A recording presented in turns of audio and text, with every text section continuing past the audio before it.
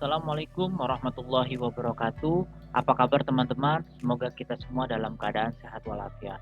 Ya, perkenalkan nama saya Ahmad Azam Al-Asraf akan mempresentasikan mengenai sintesis terkait pembelajaran agenda 3 dan personal branding pada Latsar CPNS Purna Praja IPDN Angkatan 27.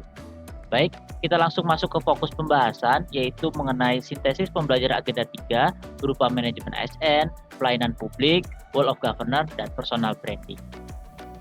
Oke, masuk yang pertama teman-teman nih, manajemen ASN. Apa itu manajemen ASN? Manajemen ASN adalah pengelolaan ASN untuk menghasilkan pegawai ASN yang profesional, memiliki nilai dasar, etika profesi, bebas dari intervensi, politik, dan bersih dari praktik korupsi, kolusi, dan nepotisme. Lalu, manajemen ASN lebih menekankan kepada pengaturan profesi pegawai sehingga diharapkan agar selalu tersedia sumber daya aparatur sipil negara yang unggul selaras dengan perkembangan zaman. Lalu pegawai ASN ini terdiri atas 2, pegawai negeri sipil atau PNS dan pegawai pemerintah dengan perjanjian kerja atau P3K. Lalu fungsi pegawai ASN sendiri itu ada 3. Yang pertama pelaksana kebijakan publik, lalu pelayan publik, dan yang ketiga perekat dan pemersatu bangsa.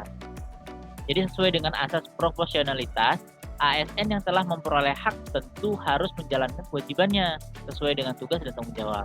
Sebagai profesi, ASN bekerja dengan berlandaskan pada kode etik dan kode perilaku. Kode etik dan kode perilaku ASN yang diatur dalam Undang-Undang ASN menjadi acuan bagi para ASN dalam penyelenggaraan birokrasi pemerintah dan bertujuan untuk menjaga martabat dan kehormatan ASN. Nah, itu terkait dengan manajemen ASN. Yang kedua yaitu pelayanan publik.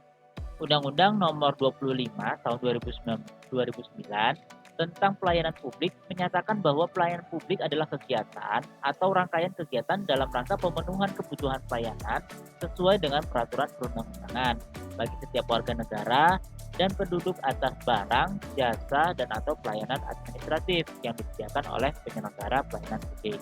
Lalu unsur pentingnya itu ada 3. Yang pertama, organisasi penyelenggara pelayanan publik, lalu penerima layanan atau pelanggan yaitu orang, masyarakat, atau organisasi yang berkepentingan.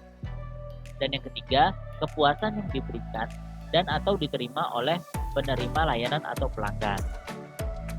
Lalu 9 prinsip pelayanan publik yang baik untuk mewujudkan pelayanan prima itu berupa partisipatif, transparan, responsif, non-diskriminatif, mudah dan murah, efektif dan efisien, aksesibel, lalu akuntabel dan berkeadilan.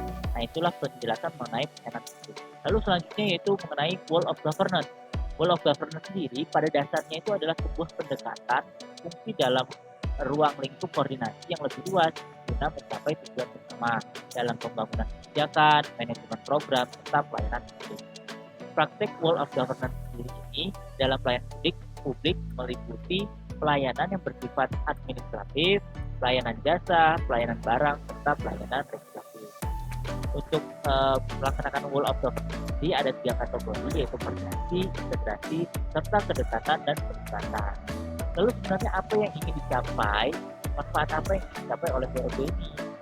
Yaitu meningkatkan efisiensi, sharing, informasi, teman kerja, daya saing, akuntabilitas, koheren, serta mengurangi biaya, mengurangi keborosan, pekerjaan, kebijakan, serta waktu penyelesaian layanan. Itu penjelasan mengenai World. Yang terakhir yaitu terkait dengan personal branding. Personal branding adalah upaya sadar dan sengaja untuk menciptakan dan memiliki persepsi publik tentang orang dan otoritas dalam mereka dan meningkatkan kredibilitas mereka dan membedakan diri dari persaingan dari mereka akan peningkatan pengaruhnya dan memiliki dampak yang kenapa penting personal branding ini? Tentunya pengembangan kepercayaan, membangun koneksi, membangun kredibilitas, keuntungan dalam keyakinan, serta memiliki authenticity. Lalu cara meningkatkan personal branding itu tentunya cari tahu siapa diri Anda. Lalu tentukan untuk apa Anda ingin dikenal, tentukan audiens Anda, lalu riset industri yang Anda inginkan dan ikuti ahlinya, mintalah wawancara informasional, siapkan elevator pitch, lalu memperluas jaringan, meminta rekomendasi, serta ingat bahwa personal branding tidak hanya lewat konten saja tapi keseluruhan. Baik, itulah penjelasan mengenai sintesis agenda 3 berupa manajemen HR, lalu pelayanan publik dan pembangunan serta persepak. Demikianlah dari saya. Terima kasih. Assalamualaikum warahmatullahi wabarakatuh.